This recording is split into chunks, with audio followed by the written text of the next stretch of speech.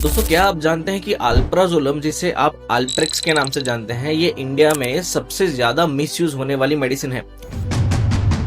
वैसे एक तरफ ये बहुत इफेक्टिव मेडिसिन भी है एंजाइटी के लिए, लेकिन दूसरी तरफ अगर देखें तो इसकी आदत भी पड़ जाती है, और अगर इस गोली की आदत पड़ गई तो फिर एक साइकियाट्रिस्ट के अलावा आपको इससे बाहर कोई नहीं निकाल पाएगा। दोस्तों, मैं हूं साइकियाट्रिस्ट डॉक्टर प्रशांत गोयल, आत्मन साइकियाट्रिक क्लिनिक अहमदाबाद से। आज मैं आपको बताऊंगा अल्प्राजोलम के बारे में सारी डिटेल्स जो आपको जाननी जरूरी है, जैसे अल्प्राजोलम कब दी जाती है, कितने डोज में दी जाती है, किस कंडीशन में दी जानी चाहिए, कब इसकी आदत लग जाती है, और अगर आदत लग जाए तो आपको क्या करना चाहिए। तो इस वीडियो को एंड तक जरूर देखिए, क्योंकि लास्ट में मैं आपको बताऊंगा कि अगर आप ऑलरेडी अल्प्राजोलम पे एडिक्टेड हो तो कैसे आप सेफली इसको बंद कर सकते हैं। तो सबसे पहले समझते हैं कि अल्प्राजोलम क्या है। अल्प्राजोलम एक बेंजोडाइजेपिन ग्रुप की मेडिसिन है। बेंजोडाइजेपिन यूजुअली नींद के लिए दी जाती है। ये मेडिसिन एंजाइटी में भी बहुत अच्छा रिजल्ट देती है और कभी कभी डी एडिक्शन में भी ये काम करती है। अल्प्राजोलम इंडिया में अलग अलग ब्रांड नेम से अवेलेबल है, जैसे कि अल्प्रेक्स, अल्जोलम, ट्राइका, रेस्टिल एक्सेट्रा। ये एक एंटी एंजाइटी मेडिसिन है जो ब्रेन में गाबा न्यूरोट्रांसमीटर को बढ़ाती है। गाबा ब्रेन को काम करता है, शांत करता है, एंजाइटी को कम करता है। 3 डिसऑर्डर ऐसे हैं जिसमें अल्प्राजोलम को FDA से अप्रूवल मिला है, like generalised anxiety disorder, panic disorder and anxiety which is associated with depression. लेकिन इंडिया में इसका मिसयूज बहुत होता है। लोग बिना प्रिस्क्रिप्शन के फार्मेसी से ये दवाई लेते रहते हैं। नींद के लिए लेते हैं, स्ट्रेस के लिए लेते हैं, एग्जाम से पहले लेते हैं, और बहुत सारे यंगस्टर तो ऐसे हैं जो सिर्फ ट्रिप करने के लिए इसे लेते हैं। ये शेड्यूल H ड्रग है, मतलब बिना प्रिस्क्रिप्शन के ये दवाई नहीं मिलनी चाहिए। लेकिन अनफॉर्चुनेटली होता क्या है कि इंडिया में ये दवाई इजीली मिल जाती है, और यही सबसे बड़ी प्रॉब्लम है। अब समझते हैं कि अल्प्राजोलम काम कैसे करती है। तो जब आप अल्प्राजोलम लेते हो तो 15 से 20 मिनट में इसका इफेक्ट स्टार्ट हो जाता है। 1 से 2 घंटे में इसका इफेक्ट पीक पे पहुंच जाता है, और 4 से 6 घंटे तक इसका इफेक्ट रह सकता है। फास्ट एक्शन की वजह से ये एक्यूट एंजाइटी अटैक में बहुत इफेक्टिव होती है, लेकिन यही जो फास्ट एक्शन है प्रॉब्लम क्रिएट कर सकता है, क्योंकि ब्रेन को क्या चाहिए, जल्दी रिलीफ चाहिए, उसको फटाफट से ठीक होना है। तो ब्रेन को इसकी क्रेविंग होने लगती है, ब्रेन इस दवाई को बार बार मांगने लगता है। यही एडिक्शन का पहला साइन है, जिसे क्रेविंग कहते हैं। बार बार लेने से दवाई का टॉलरेंस बिल्ड होता है, मतलब कुछ टाइम के बाद दवाई सेम डोज पे पहले जैसी असर नहीं करेगी। पहले जैसी इफेक्ट लेने के लिए दवाई का डोज आपको बढ़ाना पड़ेगा। अगर पहले 0.25 मिलीग्राम से काम चल जाता था तो 2-3 हफ्ते बाद 0.5 मिलीग्राम करना पड़ सकता है, फिर 1 मिलीग्राम, फिर 2 मिलीग्राम, फिर 4 मिलीग्राम करना पड़ सकता है। मैंने बहुत सारे ऐसे पेशेंट देखे हैं जो 4 से 5 मिलीग्राम तक ये दवाई डेली ले रहे हैं। कुछ केस तो ऐसे आ रहे हैं कि दिन की 15 से 20 अल्प्रेक्स की गोली वो खा जा रहे हैं। नॉर्मल इसका थेराप्यूटिक डोज होता है 0.25 टू 1 मिलीग्राम, लेकिन एडिक्शन में ये काफी हाई डोज तक पहुंच जाता है। अगर एडिक्शन हो जाए और एक दिन भी दवाई मिस हो जाए तो विड्रॉल सिम्टम्स आ सकते हैं, जैसे कि ट्रेमर्स, स्वेटिंग, रिबाउंड एंजाइटी, कभी कभी मिर्गी का दौरा भी पड़ सकता है।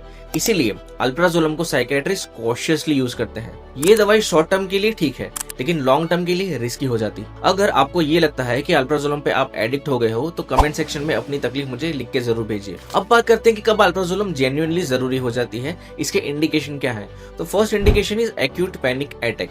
जब सडन पैनिक अटैक आपको आता है तब अल्प्राजोलम 0.25 या 0.5 मिलीग्राम जीभ के नीचे रख देने से आपको फास्ट एक्शन मिलता है। 15 से 20 मिनट में आप रिलीफ महसूस करते हो। Second is short term severe anxiety.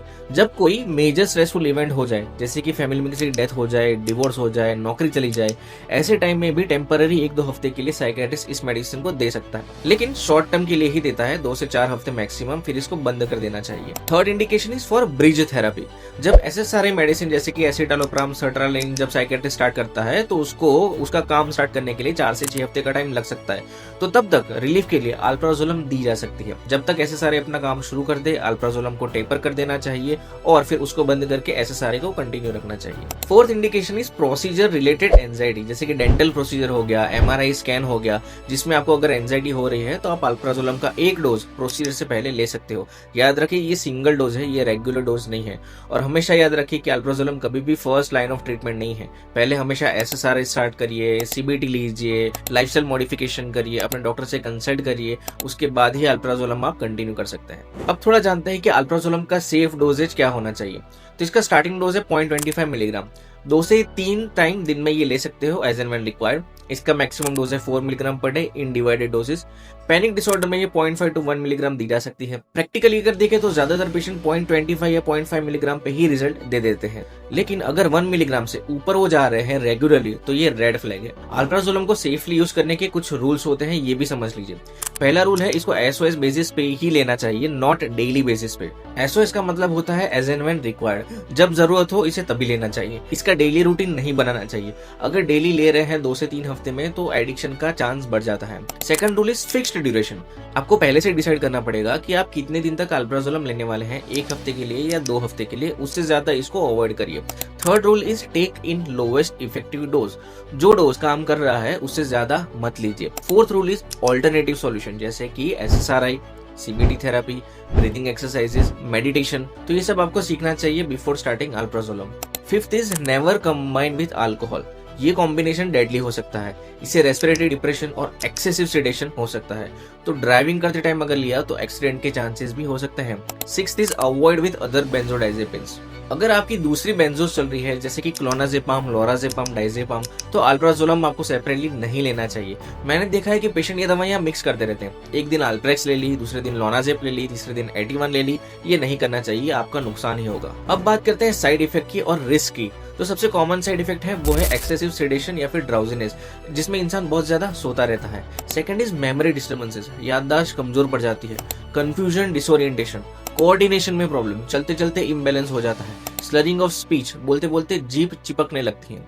इसके कुछ सीरियस साइड इफेक्ट्स भी हैं जैसे कि addiction, withdrawal reaction, cognitive impairment, rebound anxiety and agitation. अगर आप प्रेग्नेंट हैं या ब्रेस्ट फीडिंग दे रहे हैं तो अल्प्राजोलम आपको अवॉइड करना चाहिए।